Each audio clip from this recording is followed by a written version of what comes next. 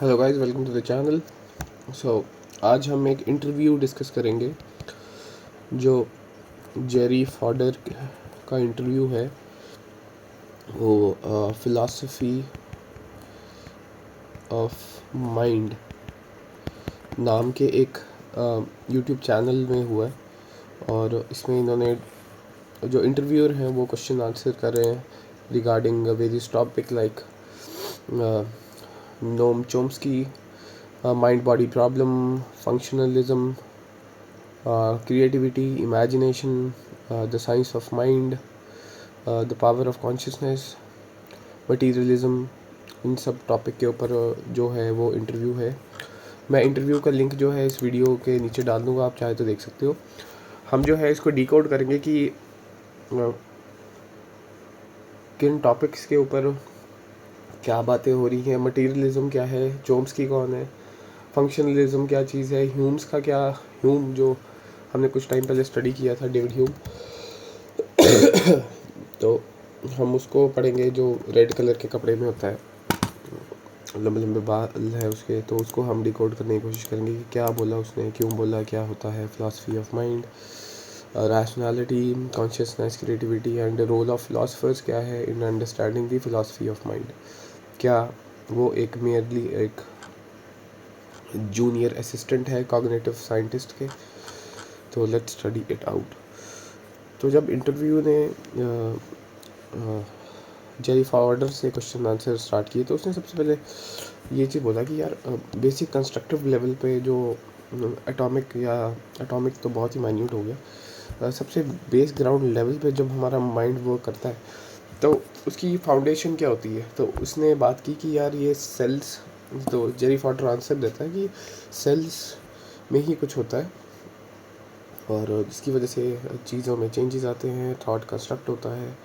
और इसने बोला कि इसमें सबसे ज़्यादा कंट्रीब्यूशन जो है डेविड ह्यूम का रहा है, क्योंकि उसने जो है एक कॉन्सेप्ट दिया था, वो था आइडियाज़ का, IDEAS।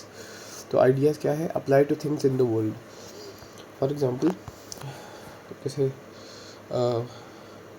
कल भी हम कांट के बारे में बात कर रहे थे कि कांट ने क्या किया था। कांट का ये काम था कि उसने बोला था कि हम चीज़ों को सब्जेक्टिवली, फॉर एग्ज़ाम्पल मेरा दिमाग है, मैं सामने से कॉफ़ी का मग देखता हूँ जिसमें मैं कॉफ़ी पीता हूँ, तो ये मेरे दिमाग ने एक रिप्रेजेंटेशन क्रिएट की है। ओके, तो सेम ह्यूम भी यही बोलता है कि हमारा दिमाग आइडियाज़ क्रिएट करता है। तो आइडियाज़, ये आइडियाज़ नहीं कि कोई नया इन्वेंशन या कुछ ऐसा। आइडियाज़ का मतलब है कि हमारे सामने एक फ़ोन पड़ा है तो वो एक आइडिया है, बॉटल पड़ी है वो एक आइडिया है, मेरे आगे अभी हाजमोला की बॉटल पड़ी है वो एक आइडिया है, लैपटॉप पड़ा है, बुक्स पड़ी हैं, वो एक आइडिया है। तो हम क्या करते हैं, हम आइडिया बनाते हैं और इन आइडिया के पीछे कोई ना कोई कॉज होता है। फॉर एग्ज़ाम्पल ये फ़ोन है या फिर टैबलेट है जिसके ऊपर लिख रहा हूँ, इस मेरे हाथ में एक पेन भी है।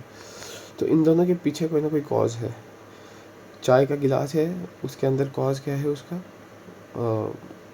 कि उसके अंदर पानी लिक्विड आता है। बॉटल है, बॉटल के अंदर उसका कॉज क्या है कि उसके अंदर पानी आएगा।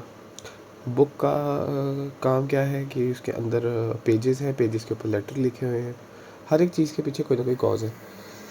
आप अभी ये वीडियो में टैबलेट पे देख रहे होंगे, फ़ोन पे देख रहे होंगे, लैपटॉप पे देख रहे होंगे, तो कोई ना कोई कॉज वो क्रिएट कर रहा है। कॉज वो अभी ये क्रिएट कर रहा है कि आप मुझे देख पा रहे हैं, ठीक है। तो उसने बोला कि हम हर एक आइडिया की कोई ना कोई पिक्चर बनती है हमारे दिमाग में। For example phone, table, chocolate, kite, black board, TV, ठीक है, ये सब है। और उनके पीछे कोई ना कोई रिलेशंस हैं कि टीवी का काम है फ़ोटोज़ दिखाना, काइट का काम है हवा में उड़ना, पेन का काम है लिखना, हाजमोला का काम है अंदर जाकर डाइजेशन करना, स्टेपलर के अंदर एक काम है चीज़ों को स्टेपल करना क्योंकि उसके अंदर पिन होती है। तो उसके अंदर एक ना एक फंडामेंटल एसोसिएशंस होती हैं, ठीक है, उसके साथ जुड़ी हैं एक चीज़। और इन आइडियाज़ की कोई ना कोई एक सिमेंटिक प्रॉपर्टी होती है। सिमेंटिक प्रॉपर्टी यानी कि क्या, कोई ना कोई एक रोल अदा करती है। फॉर एग्जांपल राइटिंग, पेन का काम है राइटिंग, बॉटल का काम है holding water in it,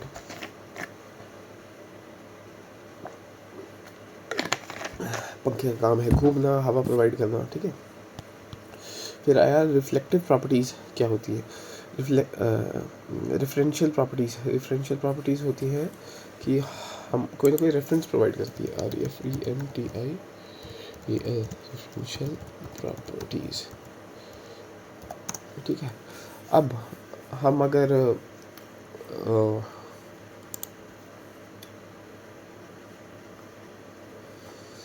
online देखें तो एक रिफ्रैक्शन नाम की चीज़ होती है, ठीक है, आप जाके पढ़ सकते हो। और कॉजल प्रॉपर्टी हमने बता दी कि कोई ना कोई कॉज होता है। रेफरेंशियल प्रॉपर्टीज भी हमने डिस्कस कर ली, ठीक है। तो ये आगे आंसर करता है जेरी फॉडर कि ये जो हमारे मेंटल प्रोसेसेस होते हैं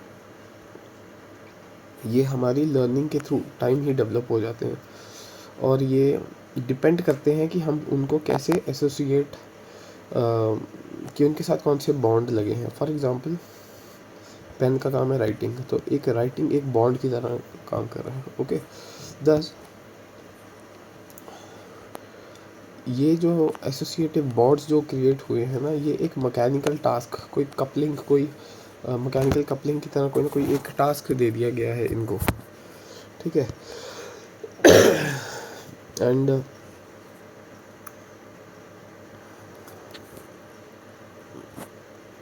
और ये जो इनको बॉन्ड्स मिले गए हैं क्योंकि ये फ्रिक्वेंटली वही काम करते हैं। पंखा हवा ही देता है,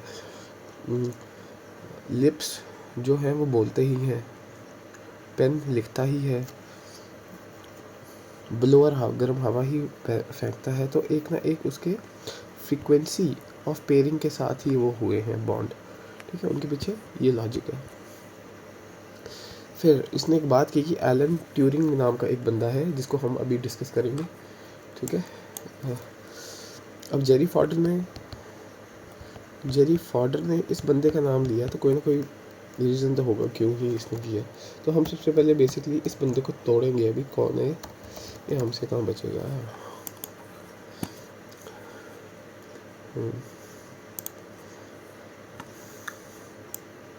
तो विकीपीडिया में काफ़ी बड़ा इसका लेंथ दिया गया है, ठीक है। तो हम डिकोड करेंगे कि ये बंदा कौन है। तो इसका पूरा नाम है एलन मैथिसन ट्यूरिंग। ये भी 7 जून को पैदा हुआ था, और ये इंग्लिश मैथमेटिशियन था, कंप्यूटर साइंटिस्ट था, लॉजिशियन था, फिलोसफर था, थियोरेटिकल बायोलॉजिस्ट था, ठीक है।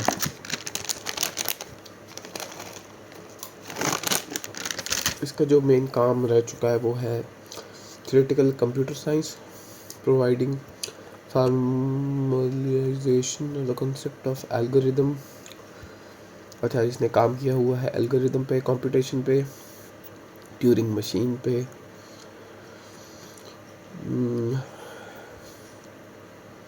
और इसने इंग्लैंड में जाके पढ़ाई की, फिर प्रिंसटन यूनिवर्सिटी में जाके काम किया।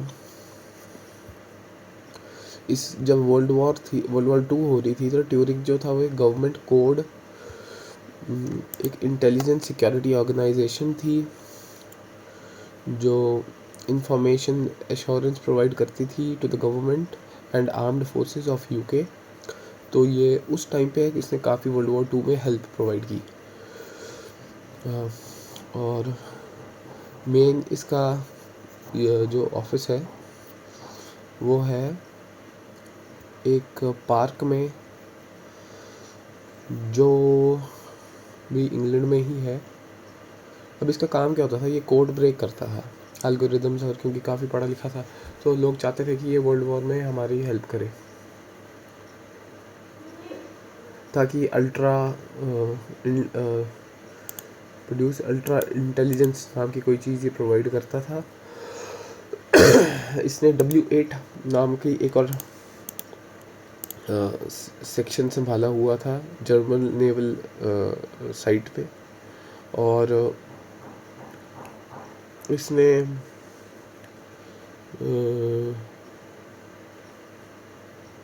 हेल्प किया था एक्सेस पावर को डिस्ट्रॉय करने में,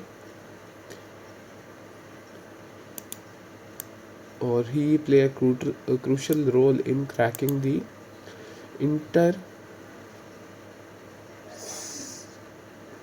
इंटरसेप्टिव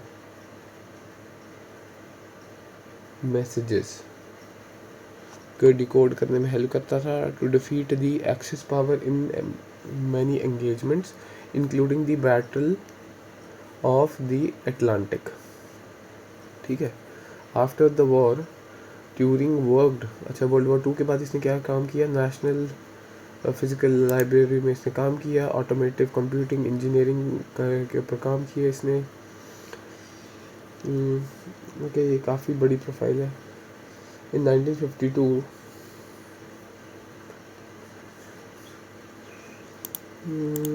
इसने जो था होमोसेक्सुअल एक्ट्स प्रोसिक्यूटेड, अच्छा इसने प्रोसिक्यूट किया था जो होमोसेक्सुअल एक्ट थे। ठीक है,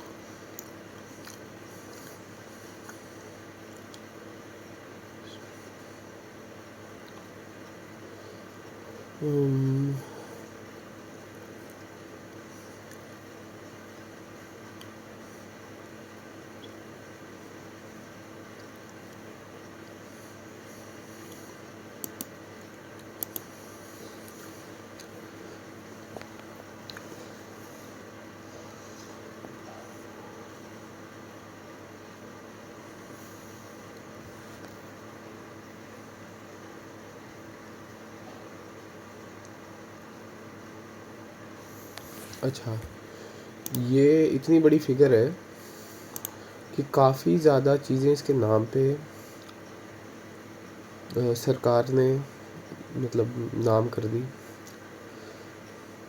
एक एनुअल अवार्ड भी होता है कंपटीशन इनोवेशन में, वो भी इसी के नाम से ही होता है।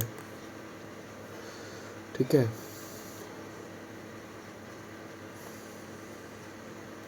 फिर एक ना वोटिंग हुई थी, ऑडियंस ने वोट किया था कि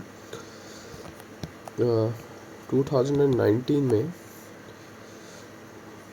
कि the greatest person of 20 century का कौन है। तो जो भी एक शो हुआ था, मतलब टीवी सीरीज़ थी, तो इसमें जो था ट्यूरिंग को greatest person of the 20th century में ये चीज़ ऑडियंस ने बोला था कि इसको मिलना चाहिए। तो फिलहाल हम इसको ना ज़्यादा डेप्थ में जाएंगे, इस बंदे के बारे में हम और आगे जाकर स्टडी करेंगे इसी वीडियो में, ब्रेक डाउन करेंगे इस बंदे को क्यों है क्या है। ठीक है, तो इस कंटेक्स्ट में कि जेरी फॉडर ने इस बंदे का नाम लिया था, इस बंदे ने बोला था कि he said you don't need an associative thinking के बारे में ज़्यादा सोचना नहीं है इन फिलॉसफी ऑफ माइंड में। ठीक है, in the picture of mind you can have a computational picture. तो कॉम्पिटिशनल पिक्चर के बारे में जो था वो एलन ट्यूरिंग ने बात की थी। कॉम्पिटिशनल क्योंकि इसने पढ़ी हुई थी, ये एक अर्थमेटिक और नॉन अर्थमेटिक कैलकुलेशन होती है जो प्रॉब्लम सॉल्विंग में होती है, कंप्यूटर एल्गोरिदम्स में होती है। ठीक है, तो जेरी फॉडर ने बोला था जो एलन ट्यूरिंग था वो बिल्कुल सही है। He said that we should go for he said that we should let go, हमें लेट गो कर देना चाहिए एसोसिएशन को, और हमें जाना चाहिए कंप्यूटेशनल व्यू की तरफ। ठीक है, इसने एक बात की थी कि जेरी फॉडर ने इंटरव्यू से जब वो बात कर रहा था तो इसने बोला था जो थॉट्स के पीछे जो लॉजिकल फॉर्म होते हैं वो होते हैं कंजक्टिव थॉट्स, डिसजंक्टिव थॉट्स और क्वांटिफाइड थॉट्स। ठीक है, ये एक दो तीन तरह के होते हैं। Associative relations art rational relations, ये बता रहा है। और इसने जो नेक्स्ट बात की थी वो ये थी कि जो कॉन्शियस थिंकिंग जो हम लोग करते हैं इज़ कॉम्पिटेशनल, प्रॉबेबली बोला था, पर इसने जो मेरे कॉल आ रहा है एक बार होल्ड में। हेलो, हाँ जी, नहीं जी,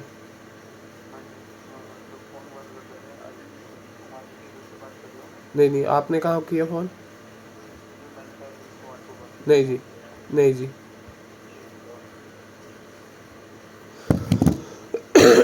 ठीक है, कॉन्शियस थिंकिंग, तो हम कहाँ थे यार?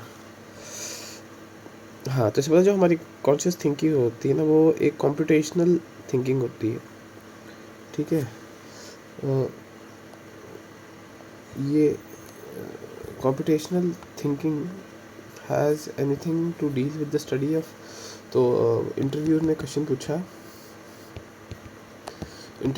पूछा कि ये जो हमारी, अबे यार कहाँ गया, कि हमारी हाँ कॉन्शियस थिंकिंग होती है has to deal with the consciousness, तो इसने बिल्कुल ही मना कर दिया था कि ना, ऐसा नहीं होता। ये कहाँ से है, ये खा के लौटा, चलो कोई नहीं। तो इसने उसी टाइम ना नोम चोम्स्की के बारे में बोला कि भाई जो नोम चोम्स्की है ना वो है बंदा, क्योंकि नोम चोम्स्की ने बोला कि समाज में ना हम अगर फिलॉसफी ऑफ माइंड को जब स्टडी करें तो दो चीज़ों के बारे में हम जा सकते हैं, या फिर प्रॉब्लम या मिस मिस ये क्या है, मिस्टीरियस, हाँ, एक होती है प्रॉब्लम्स होती है या फिर होती हैं मिस्ट्रीज़। हम प्रॉब्लम्स के ऊपर सबसे अच्छी बात है कि हम काम कर सकते हैं, भले हम उसको सॉल्व कर पाए या ना कर पाए, पर हमें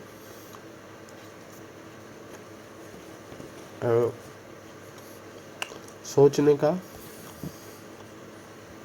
और डायमेंशन मिल जाता है, और हम कहीं ना कहीं कुछ ना कुछ जुगाड़ लगाकर प्रॉब्लम को सॉल्व कर ही लेते हैं, भले वही प्रॉब्लम हो या ना हो, हम उसके आसपास की प्रॉब्लम तो सॉल्व कर ही लेते हैं। फॉर एग्जाम्पल अगर ये प्रॉब्लम है तो हमें उसके अंदर जाने से पहले यहाँ की कई कई प्रॉब्लम रास्ते में आएंगी, वो सॉल्व करनी पड़ेगी। तो बोला एक तो ये चीज़ है। अब इसमें बोला जो कॉन्शियसनेस है ना, वो एक बहुत ही डीप रूटेड ऐसी चीज़ है जो एक मिस्ट्री है, अभी हम उसको सॉल्व भी नहीं कर पाए हैं इस इंटरव्यू में। ये 3 साल पुराना इंटरव्यू है जो अपलोड किया है मतलब चैनल ने, ठीक है। तो इसमें एक और चीज़ जेरी फॉटर बोलता है कि ब्रो हम डिकोड करते हैं इमोशंस को। बोलता अगर आपको इमोशंस के बारे में पढ़ना तो हेनरी जेम्स के बारे में पढ़ो। तो हेनरी जेम्स क्या है हम उसको स्टडी करेंगे, ठीक है, वो अलग वीडियो होगी। चामुंडा जैसा बंदा है जो जंत्रम मंत्रम में एक आता था, तो हम उसको डिकोड करेंगे, हम कोशिश करेंगे कि कौन है वो, और हम देखेंगे क्या वो बोलना चाहता है। इमोशंस के बारे में उसकी कुछ बुक्स के बारे में बता देता हूँ। The turn of screws, the portrait of a lady, Daisy Miller, the ambassador, the the beast in jungle, Washington Square, ठीक है, the wings of the dove, the golden bowl, ठीक है। ये कुछ ऐसी बुक्स हैं जिसके बारे में हेनरी जेम्स बात करता है।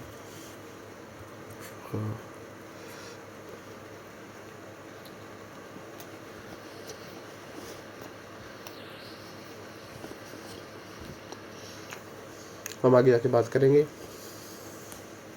और पढ़ने की कोशिश करेंगे।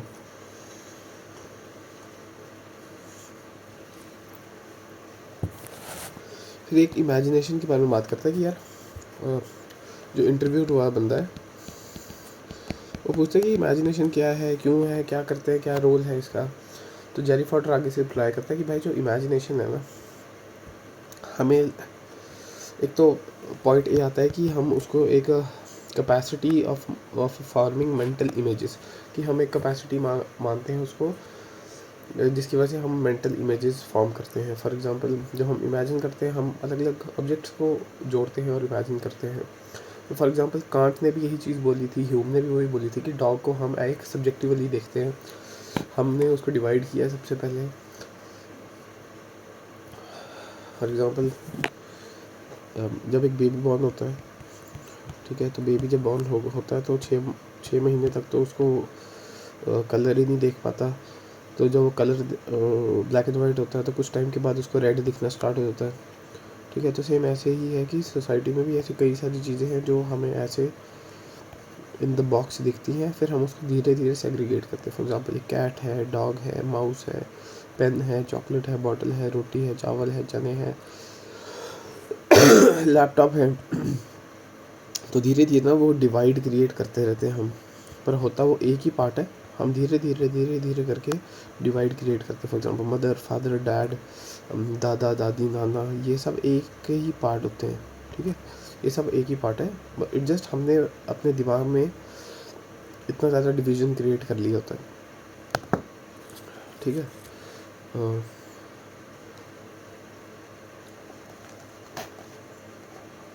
ओ यार कहाँ गया। तो बोलता है जितना ज़्यादा ये डिवाइड होगा ना, हम उतने ज़्यादा सब्जेक्टिव होंगे। तो ये बोलता है कि इमेजिनेशन एक तो सब्जेक्टिविटी क्रिएट करती है और हमारी मेंटल इमेजेस फॉर्म करने में हेल्प आउट करती है।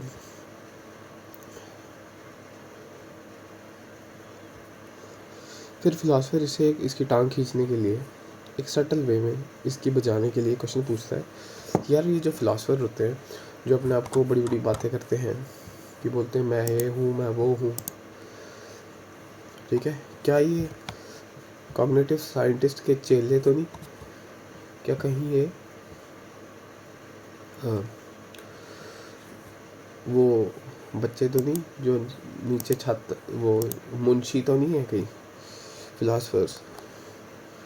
या और आपको इसको अच्छे में मैं बताऊँ कि क्या फिलासफर दरबारी तो नहीं? या फिर आपने नवजोत सिंह सिद्धू की वो देखी होगी जिसमें सिद्धू बोलता है सिद्धू साहब सूप, तो ये सूप देने वाले बंदे तो नहीं कहीं फिलासफर? सूप,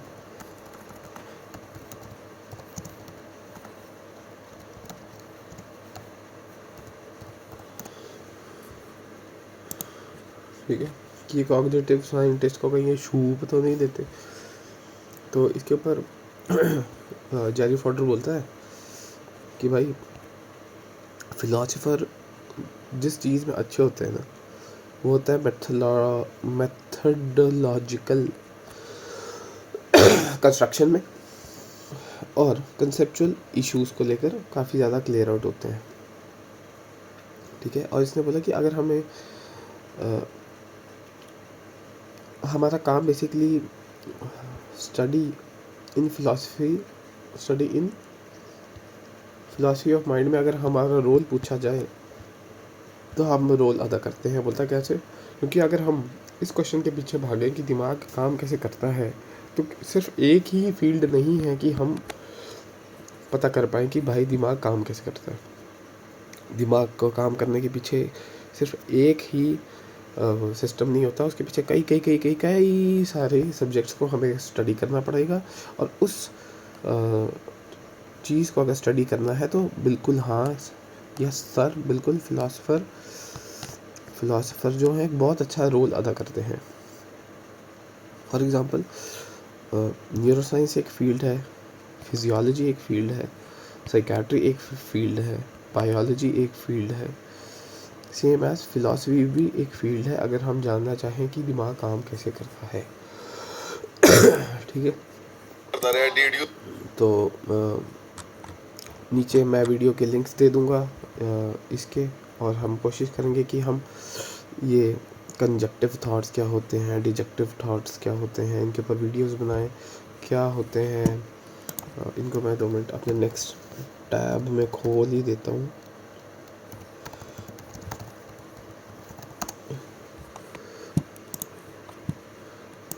ठीक है, डिसजॉइंट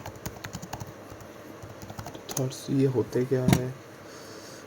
ठीक है, इनको हम ब्रेक डाउन करेंगे। कोई भी ऐसी चीज़ जो हमारे रास्ते में आएगी ना, हम उसकी धज्जियाँ उड़ा देंगे, और उसके अंदर से जो निकलेगा हम उसकी भी धज्जियाँ उड़ा देंगे। ठीक है, हम अंदर अंदर घुसते जाएंगे और ब्रेक डाउन करेंगे उन चीज़ों को जिन चीज़ों को देख के हमें एंग्जाइटी होती है, क्योंकि हम एंग्जाइटी को चेज़ करेंगे, क्योंकि एंग्जाइटी के बाद ही नया रास्ता खुलता है। Okay, so let's go.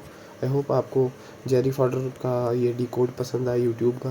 मैंने वीडियो इसलिए नहीं चलाई क्योंकि वो वीडियो ही खुद काफ़ी लंबी है। ठीक है, रादर दैन उस वीडियो को अगर आप देखना चाहो तो 29 मिनट्स की है। मैंने उसको ब्रेक डाउन किया है अपनी हिंदी लैंग्वेज में।